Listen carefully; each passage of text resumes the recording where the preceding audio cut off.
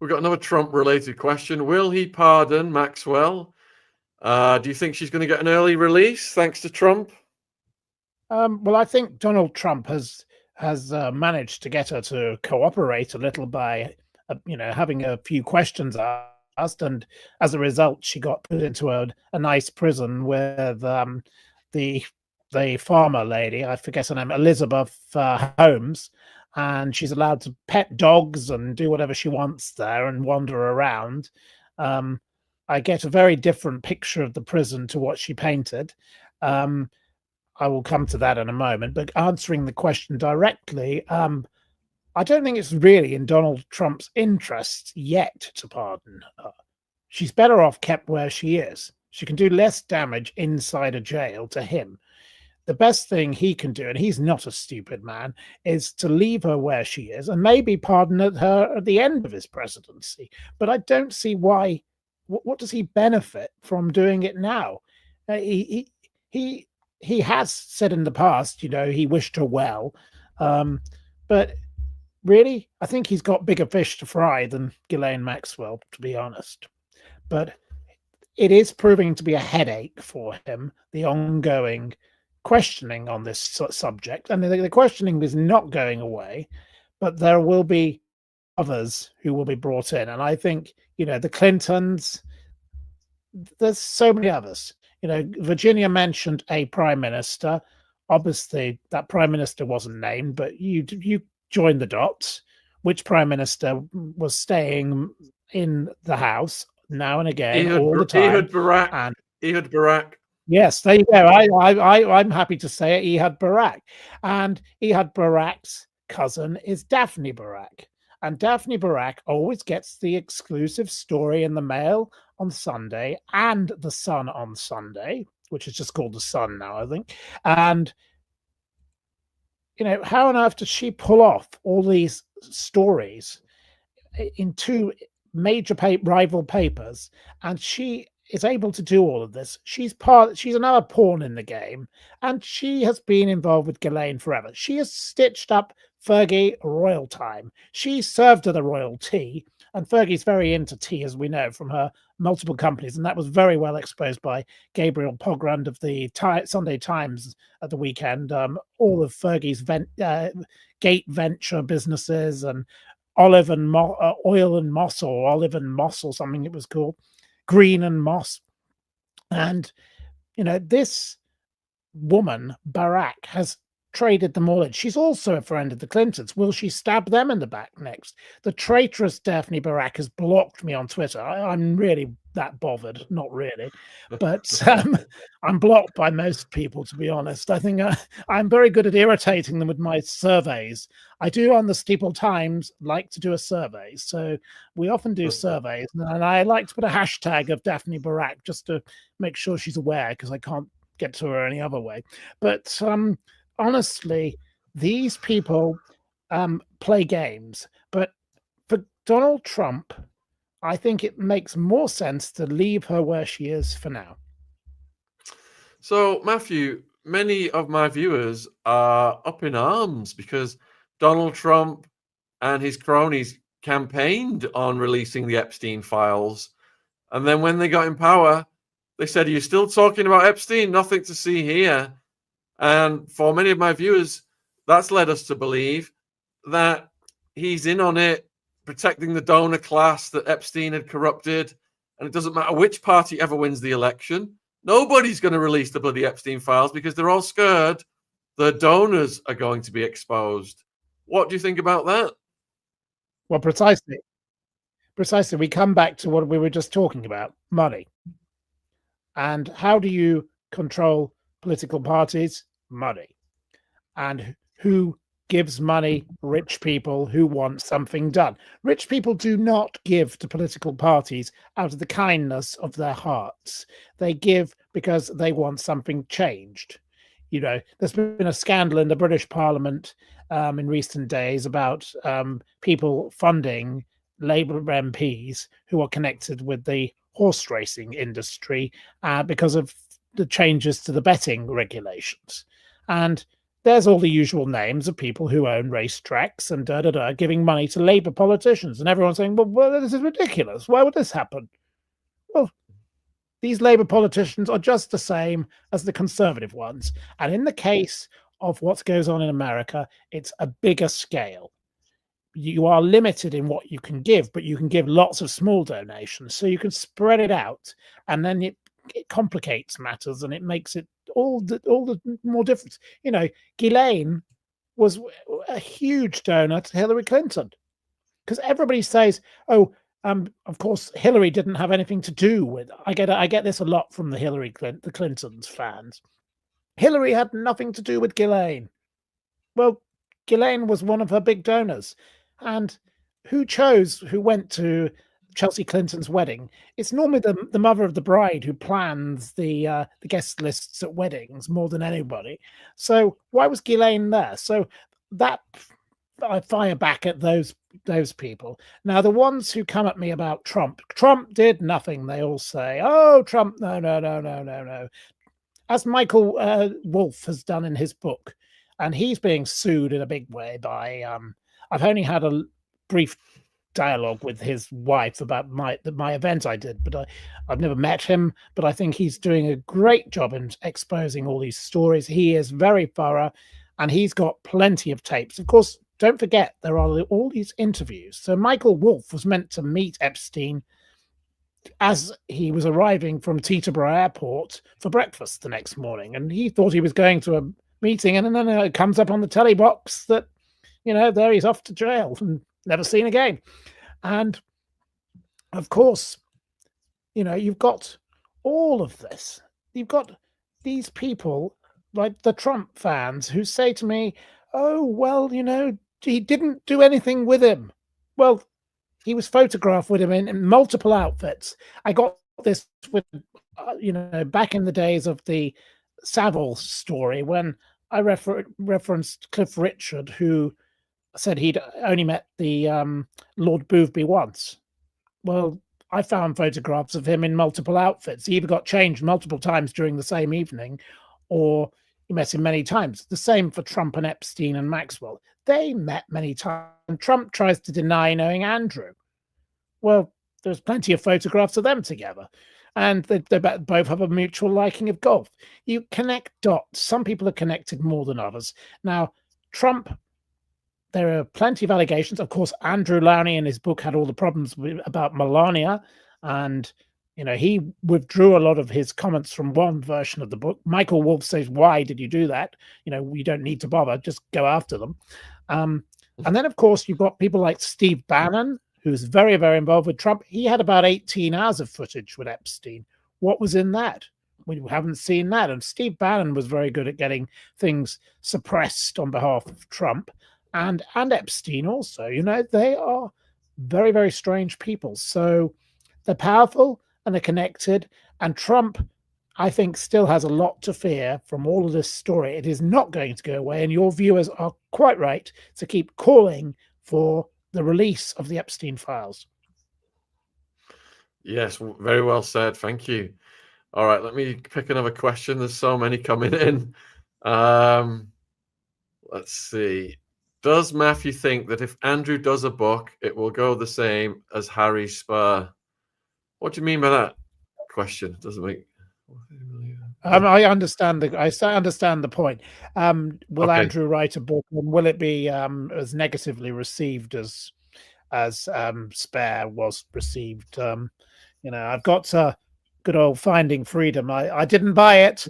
I saw it as somebody had a table where the place I was staying with books they were giving away because they're moving house, and there it was. So I picked it up. I did not pay for it. I would not pay for it. But again, I don't think Prince Andrew or Andrew Mountbatten Windsor, with or without a hyphen, will be writing a book. I think King Charles has provided him with a home in Sandringham where he'll be out of the way, and there will be conditions to go with that. And he will be financially provided with, and he'll be provided with staff, and he will have freedom. He will have had his own conditions, but one of them will be no book. There will be no book. He he will not do that because his brother will not tolerate it. That will not happen. And when eventually Prince William becomes king, Prince William certainly won't tolerate it. So I don't think the book, it will be an issue. Yeah, I agree. But if you have not read Andrew Loney's book, viewers, I would urge you to do so. And Virginia's. Virginia's is particularly harrowing and heartbreaking now, especially the allegations she makes against her own father and his friend, who they call Uncle Forrest. It's the most disgusting. I mean, there's a lot of disgusting stuff in the book, but it's the most disgusting. It's a very, very sad state of affairs, and I believe other victims have got books coming out, and they all have their own story to tell.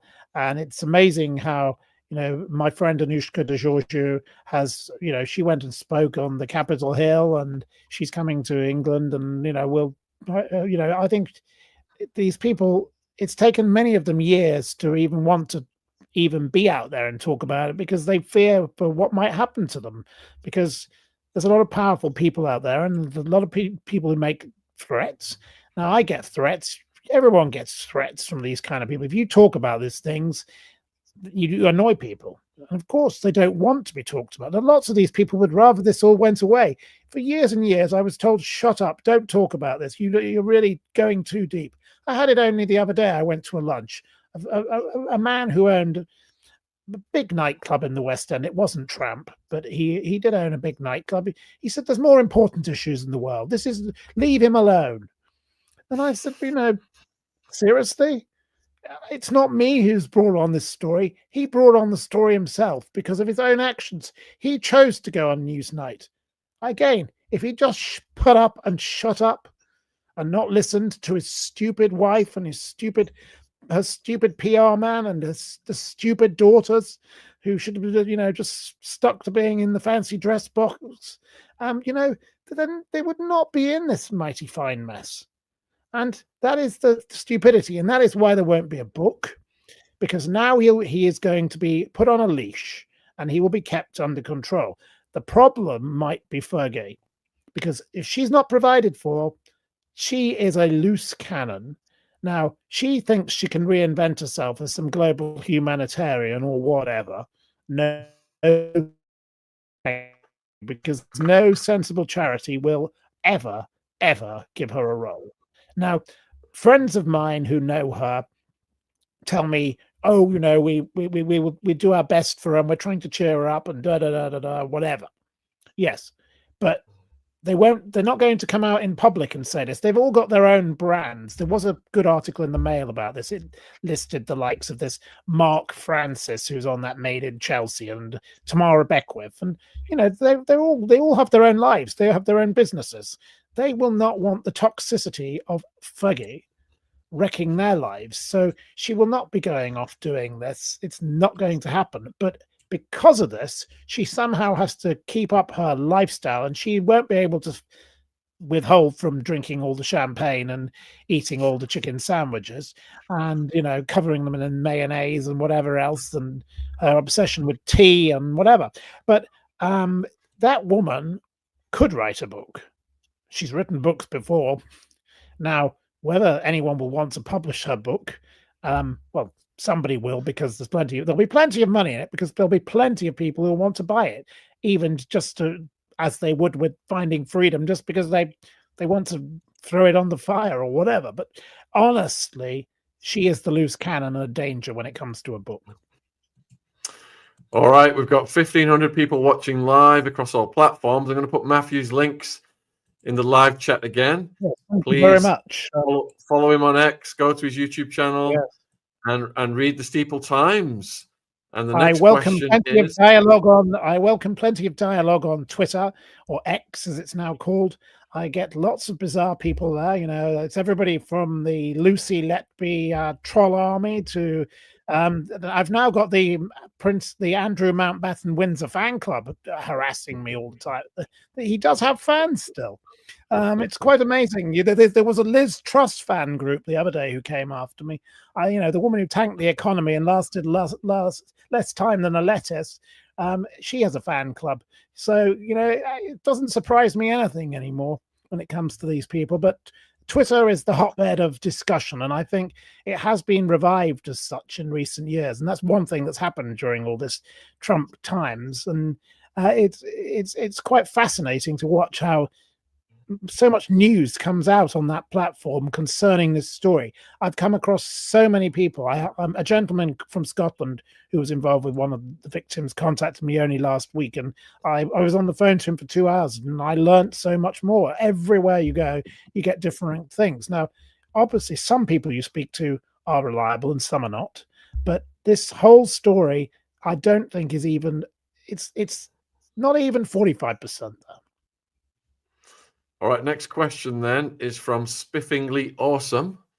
Could Andrew and Fergie actually throw King Charles under the bus like he's done to them, Andrew in particular? I think Andrew has got nothing to lose. Many royals were on Epstein Island. Well, I dispute whether many royals were on Epstein Island. I don't think any other members of the British royal family visited the Epstein Island. There may have been some foreign royals, but but that I'd say that is incorrect. I don't think King Charles has thrown them under the bus. He's tried to solve the situation. I think King Charles has done the best he could now. He did do it too late, in my view, but he has put a stop to the nonsense because he's evicted them from the Royal Lodge. Whether they claim they've gone willingly, they haven't gone willingly. They were told you will go out, otherwise it will get a lot worse. And somebody had to lay down the law to them, and I think King Charles has been firm but fair in that regard. And they can go off and do whatever they want with their lives, but go and be private citizens and disappear. Don't be like Harry and Meghan. Spare us all. We don't want a worldwide privacy tour. Nobody wants Fergie and Andrew at a dinner party. He only likes sitting watching aeroplanes anyway, with his mate Bernie Ecclestone, another convicted criminal. Likes having him round for a good old Pizza Express night, probably. Woking Branch won't be able to deliver to Sandringham, though. Good old Bernie does happen to be a trawlerman's son from up in the Suffolk region, so he's not far from Sandringham there. So you can get him around. Don't know who else will want to go. There'll be no.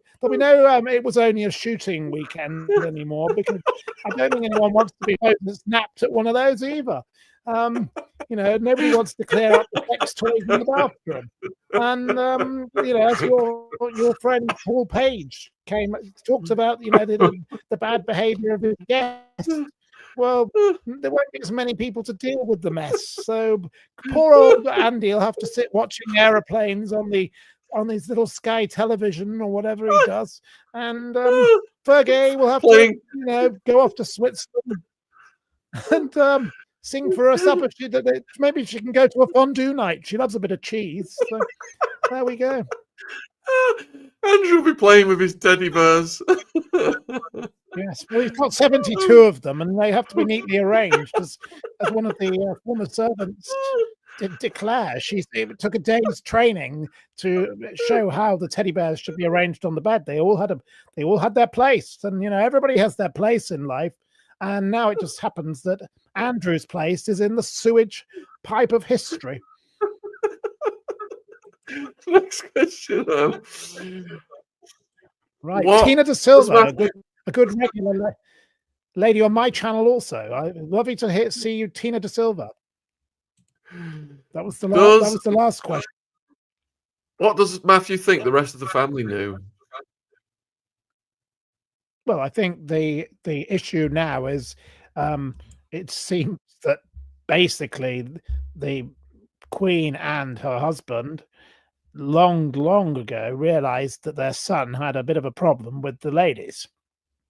He was a bit out of control when it came to such, and because he was in his position, there were lots of them throwing themselves at him, and there were, of course, ladies who were suitable company, and he really wasn't interested in that because he wanted to have a bit of fun, because he knew he was never going to have to do anything serious like his brother. And he didn't have the decency to behave like his sister. In all of this, the Princess Anne, she never puts a foot wrong. That lady behaves with grace and decorum, and she goes out there and does her duty. And her children don't, benefit in the way that all these others have. So it's perfectly fair that they go off and do commercial things because they have to live. And you can't criticize that. She has managed to cross the divide of bringing up people correctly. Now, the rest of the family obviously get briefed by their own staff about what is going on in the newspapers and what's going on with forthcoming events they'll all be involved in. And of course, they knew that those two liabilities were not to be trusted. But for a long, long time, they were able to keep them in the fold and slightly under control. But with the death of the Queen Elizabeth, came a problem because nobody wanted to stand up to them. The Queen could keep him under control and knew how to do it by throwing him a bit of money here and a bit of money there and saying, off you go in the helicopter and play a bit of golf. And for so long, he had that net. And once that net was gone, they became dangerous. And the others in the family didn't know how to handle them. And that is why this has got so out of control. But now it can be brought back into control. It's just the problem will be Fergie, because she is a liability. And when she hasn't got money, she's an even bigger liability. So somebody will have to provide for her. Whether she goes to live with her daughters, one of them has a home in the Cotswolds, build a granny annex. She loves being called granny and all that. She can take the corgis and go off there. She can go to Switzerland. I'm sure there are a few of her rich friends who can provide her with somewhere to live. She will get a home, but it's how they manage the money with her and manage her mouth. Now, there'll be no more loose women because ITV won't risk it. There'll be no BBC because they've got enough scandals of their own. They're not very good at putting together a script without causing a $1 billion bill, are they? So they don't want to have another liability on their cards. So I don't think she's got much chance on the telly box, but I do think she could cause havoc in other ways. He is less of a problem because he knows that his brother is going to provide for him, but there are conditions. All right, next question is, does Matthew think the royal family knew the extent of Prince Andrew's involvement with Epstein? They certainly would have known where he was going. They probably didn't know that much about him because he wasn't personally involved with them in the same way as he was with Andrew. He was Andrew's friend, but Andrew had lots of dodgy friends. So, another one added to the mix is nothing new to them, I suppose, with him. He was hanging around with the Gaddafis and all sorts of other shady people, the Chinese people. The Chinese story is actually probably more dangerous. Because again, it comes back to the money, and why was he accepting money from Chinese spies? And that is dangerous to the nation. And there would have been MI5, MI6 briefings about where was he going, what was he involved with, and they are the things that is where he is a threat to the British.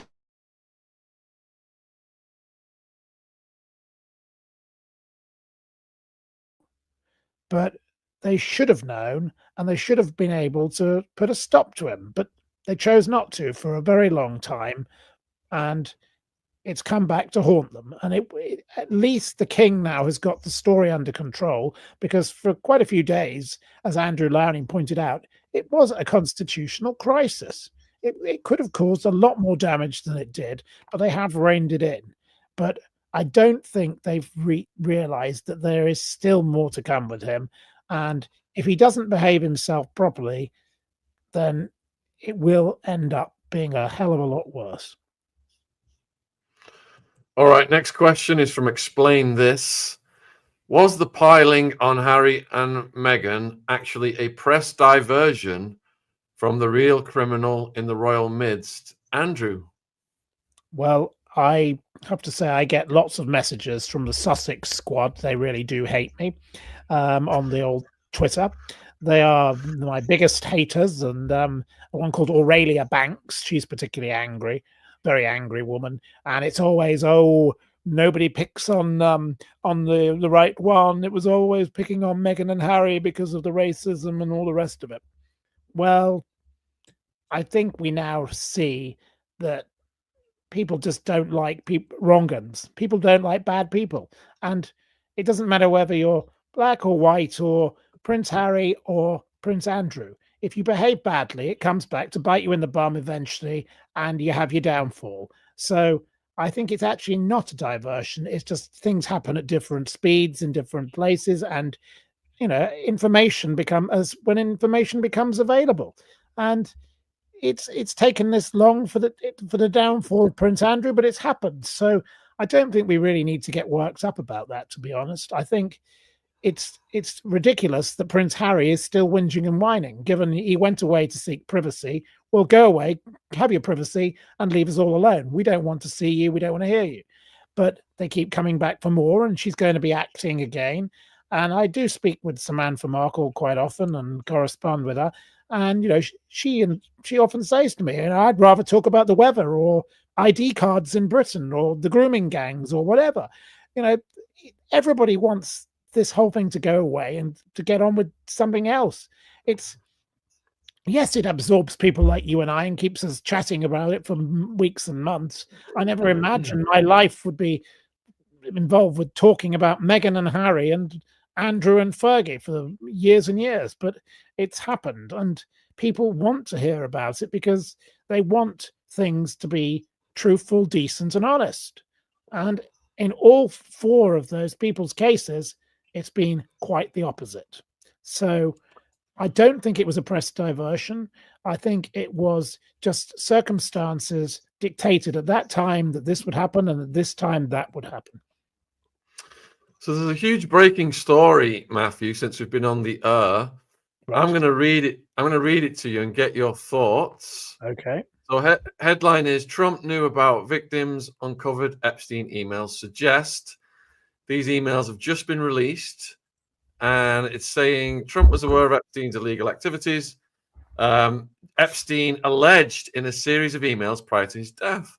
Democratic members of the US Congress have just released several messages obtained from Epstein's estate, which stated that the president had spent hours at my house with one of the victims.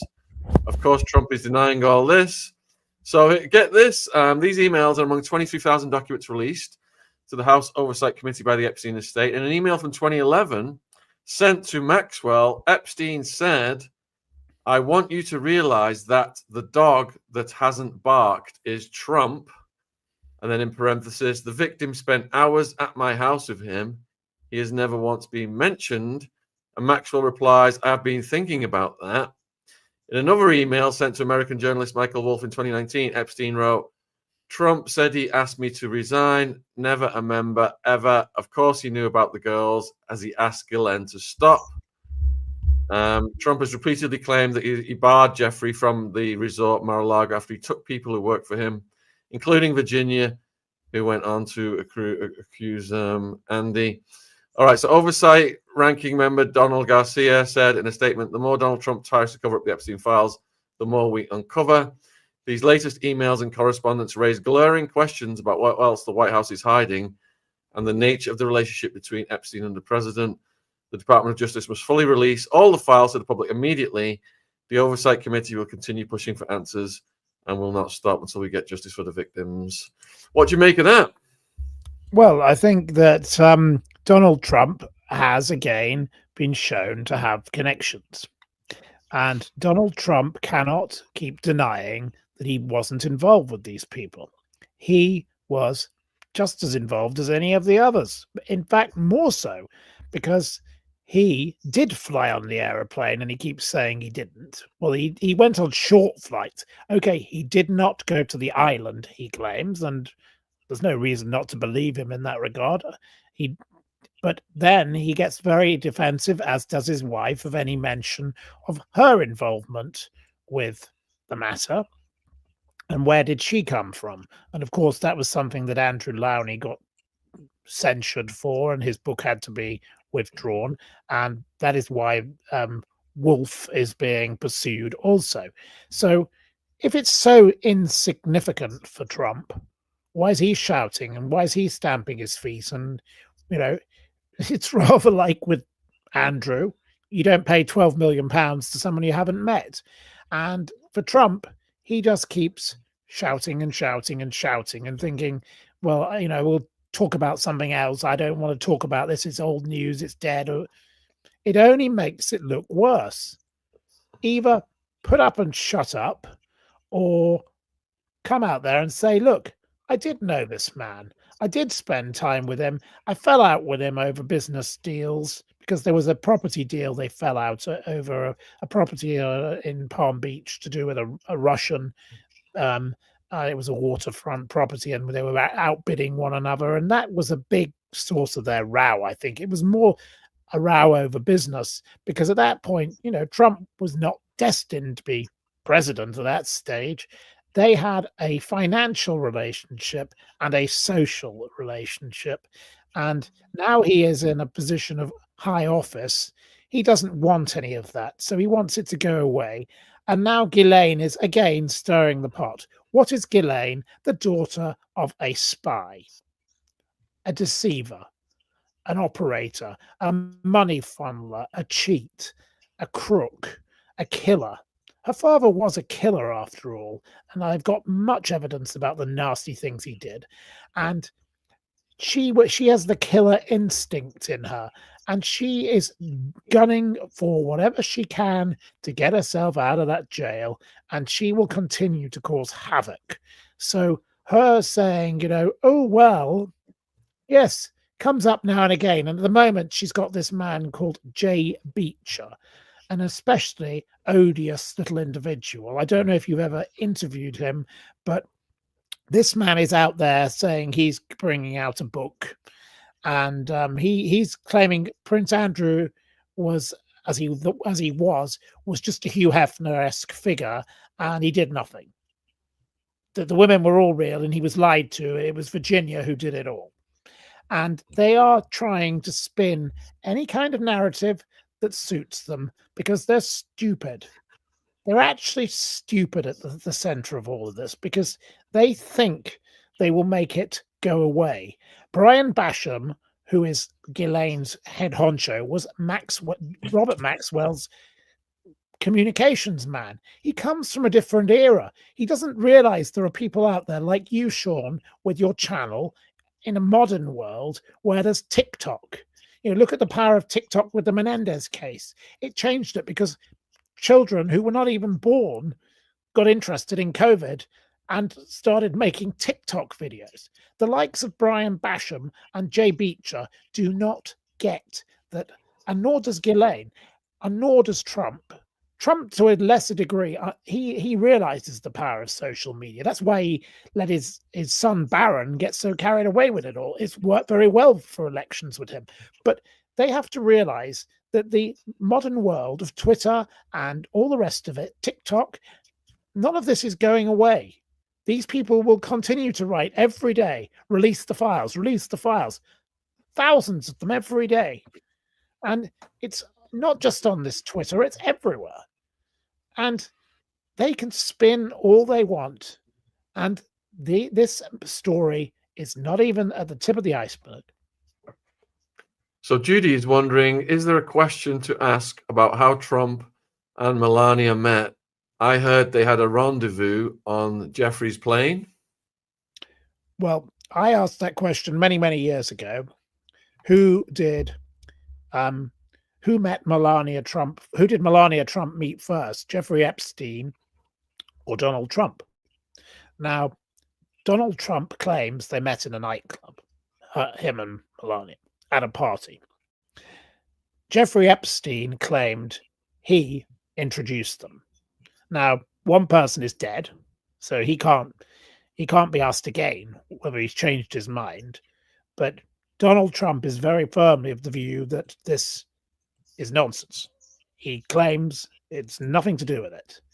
But why was it that plane of his, Epstein's, was often in the region where she comes from? Why was she in the world of modeling You know, there's so much there that doesn't quite add up. And why are they getting so upset with Mr. Wolf? The wolf at the door is not prepared to back down over what his claims. Now, Andrew Lowney has backed down over it because Andrew Lowney's focus is on his book on Prince Andrew, as he then was, rather than on Jeffrey Epstein. But this is a very important question.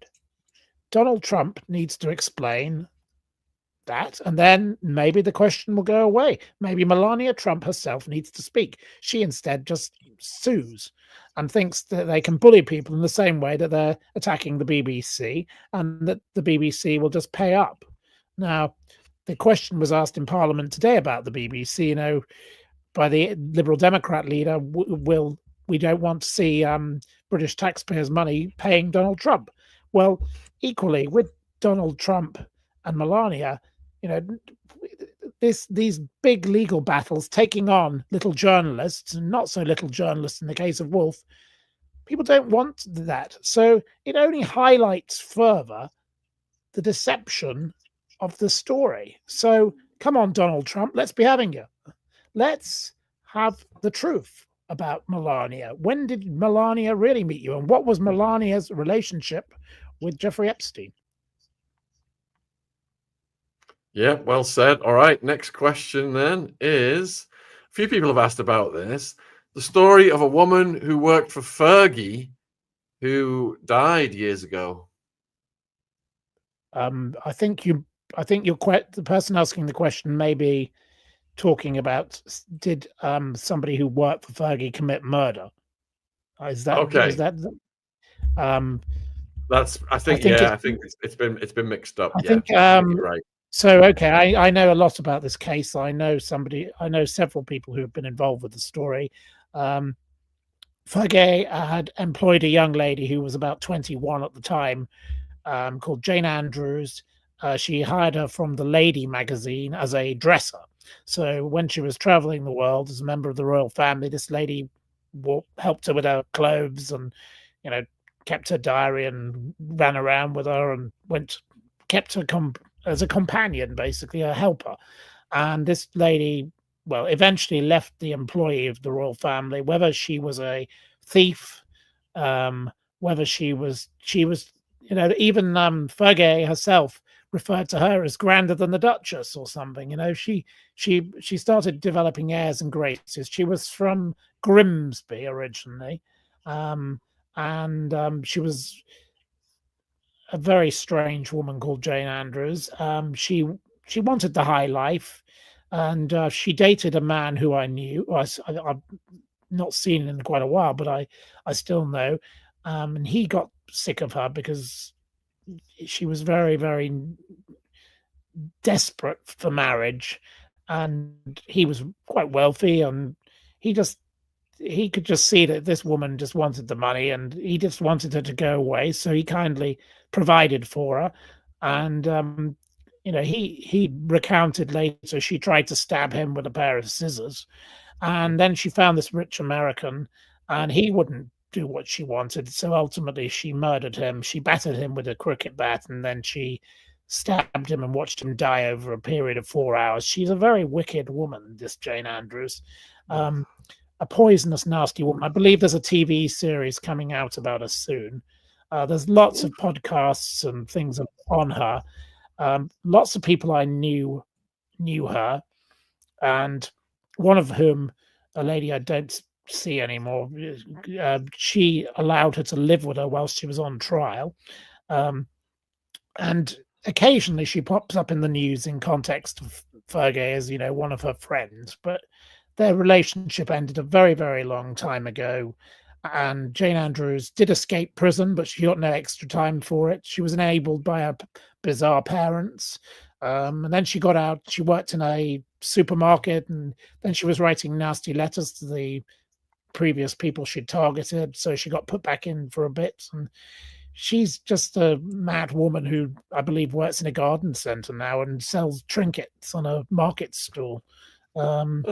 But Fergie, it just is another illustration of Fergie's bad choices in the company she keeps. So that's the story of Jane Andrews in a nutshell. Fascinating. All But right. don't allow Jane Andrews near your kitchen knives. And the man who's sadly deceased, whose house she lived in whilst she was awaiting trial, he was furious with his wife for allowing her to come and live with them. He locked up his cricket bats, even he locked up everything. He said, "I don't know what we're going to do with this woman in the house." Have we covered this one? Will Fergie be allowed to go live with Andy at Sandringham Estate? Well, it seems that she's not going there. That seems to be apparent.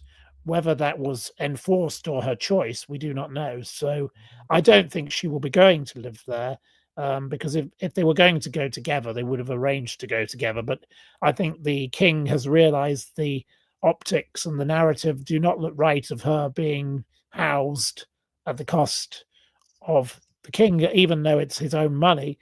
I think that is why it was decided no to that move. Go and live in a granny annex with the daughters. Convert a shed in the garden for her. She can have her own little bar. She can have Fergie's bar, and she can drink as much champagne as she wants.